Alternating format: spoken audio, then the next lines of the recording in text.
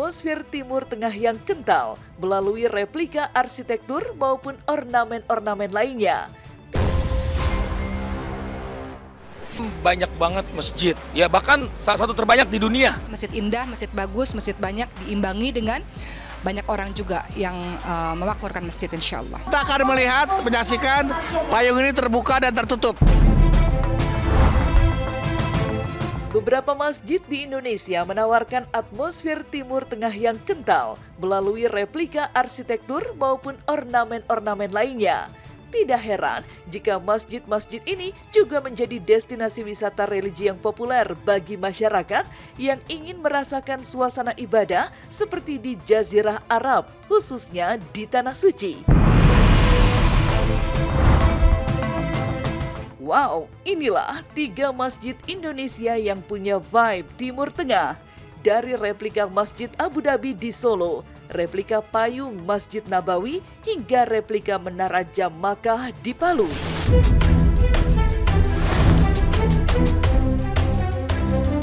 Masjid Raya Syekh Zayed Solo mirip dengan Masjid Syekh Zayed di Abu Dhabi.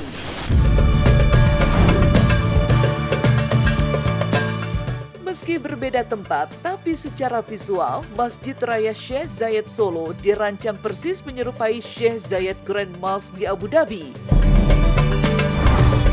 Kubah-kubah putih yang megah, menara tinggi bergaya Moor dan Mamluk, serta dominasi marmer putih menghadirkan kesan suci, bersih, dan mewah layaknya versi aslinya.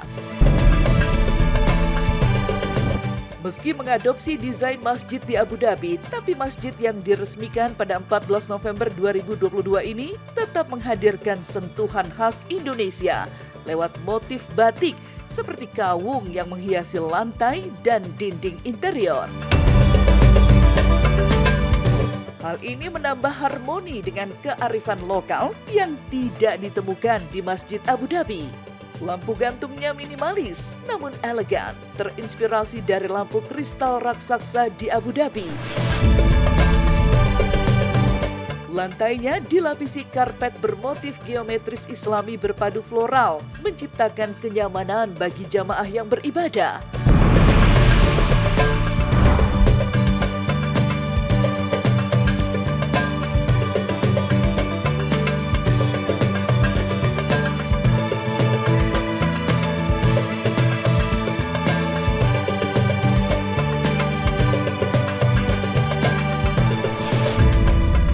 Masjid Syekh Zayed di Solo adalah masjid yang dihadiahkan oleh Presiden UAE. Pada saat itu beliau datang ke Indonesia dan berbincang dengan Presiden Jokowi, mantan presiden kita, dan beliau ingin sekali menghadiahi Indonesia sebagai sebuah bangunan masjid yang persis seperti yang ada di Abu Dhabi. Jadi kalau misalnya kita melihat arsitekturnya, memang arsitektur jas seperti yang ada di Abu Dhabi.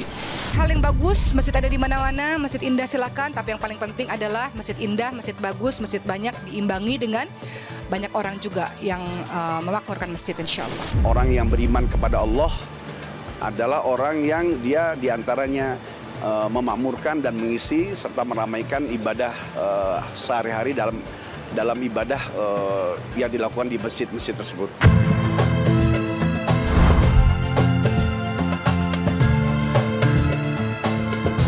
Di sekeliling masjid terdapat kolam air yang memantulkan bayangan bangunan, menghadirkan panorama estetis, terutama saat malam hari.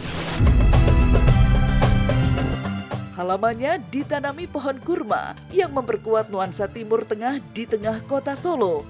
Saat Ramadan tiba, masjid ini juga menyediakan ribuan paket berbuka puasa setiap hari hingga memantik antrean panjang jamaah.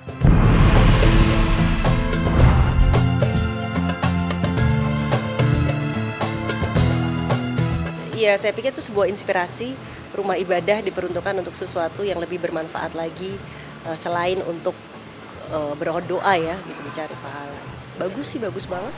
Buka puasa di tempat ibadah juga, jadi ngeliat kayak gitu tenang banget, bersyukur banget sih.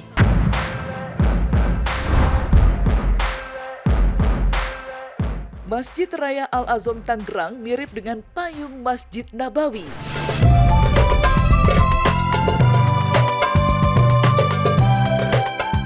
Terletak di Tangerang, Banten, Masjid Al-Azom yang mulai dibuka untuk umum pada 23 Februari 2023 berhias payung raksasa 4 pilar, serta berhias ornamen yang menyerupai Masjid Nabawi di Madinah, Arab Saudi. Secara eksklusif, tim silat beserta komedian Bedu dan Ustadz Abe berkesempatan datang langsung ke masjid tersebut, serta bersilaturahmi dengan pengurus masjid yang memiliki 5 kubah dan 4 menara tersebut. Bedu bahkan menunjukkan kepada pemirsa silat saat payung tersebut dibuka dan ditutup. Dan inilah liputan eksklusif tim silat dari Masjid Al-Azom Tangerang. Assalamualaikum warahmatullahi wabarakatuh. Ya, kali ini Bedu sama Ustadz Bedu nih, Ustadz Abi Gifran. Ya, Masya Allah. Alhamdulillah akhirnya kita bisa umroh bareng ya. Bisa umroh bareng. Kita bisa ke Masjid Nabawi. Iya, ini bukan Masjid Nabawi. Lo lihat apa? Masjid Al-Azom. Oh iya. Oh iya, saya baru sadar. Di Nabawi jangan ada bazar ya. Iya.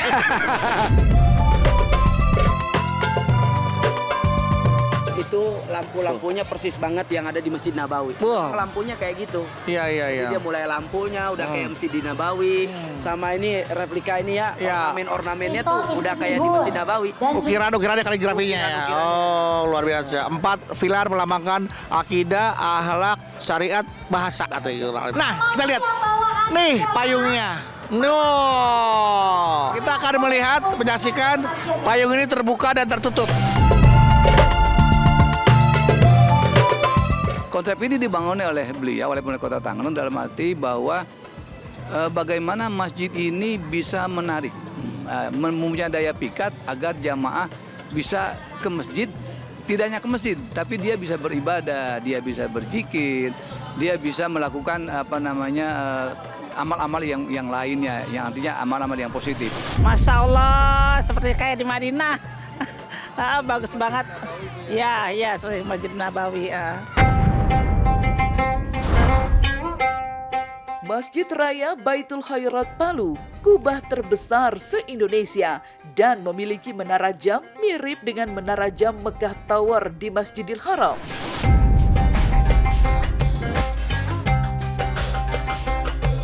Keberadaan Masjid Indonesia yang punya vibe Timur Tengah ditutup oleh Masjid Raya Baitul Khairat Palu, Sulawesi Tengah. Baru saja diresmikan pada 4 Desember 2025, masjid ini berdiri sebagai simbol bangkitnya kota Palu pasca bencana gempa dan tsunami yang sempat memporak-porandakan kota ini pada tahun 2018 lalu. Tidak heran jika Masjid Raya Baitul Khairat menjadi ikon baru sekaligus pusat syiar Islam yang sangat bermakna bagi masyarakat kota Palu. Menariknya, masjid ini juga resmi mencatat sejarah lewat diameter kubahnya yang mencapai 90 meter, terbesar di Indonesia, sekaligus mencatatkan rekor muri untuk kubah terbesar dan menara dengan jam analog terbesar di Indonesia yang menyerupai Royal Clock Tower di Masjidil Haram.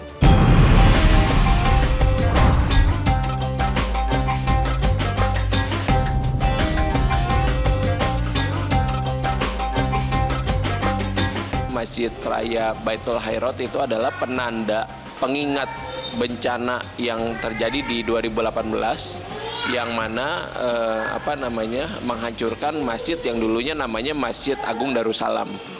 Nah, sebagai gantinya dibuatlah masjid dengan 2 rekor muri terbesar, yaitu kubah terbesar dan jam analog terbesar yang ada di Indonesia. Jika ditelisik lebih dalam, desain Masjid Baitul Khairat memadukan arsitektur modern dengan estetika Timur Tengah yang bersih dan elegan. Dominasi warna putih melambangkan kesucian, sementara aksen emas pada kubah dan ornamen menghadirkan kesan mewah dan berwibawa. Kubah besarnya yang megah menjadikannya landmark yang mudah dikenali dari kejauhan di wilayah Palu. Menaranya sendiri dirancang tinggi untuk mengumandangkan azan, sekaligus menjadi simbol kuatnya kehadiran Islam di Lembah Palu.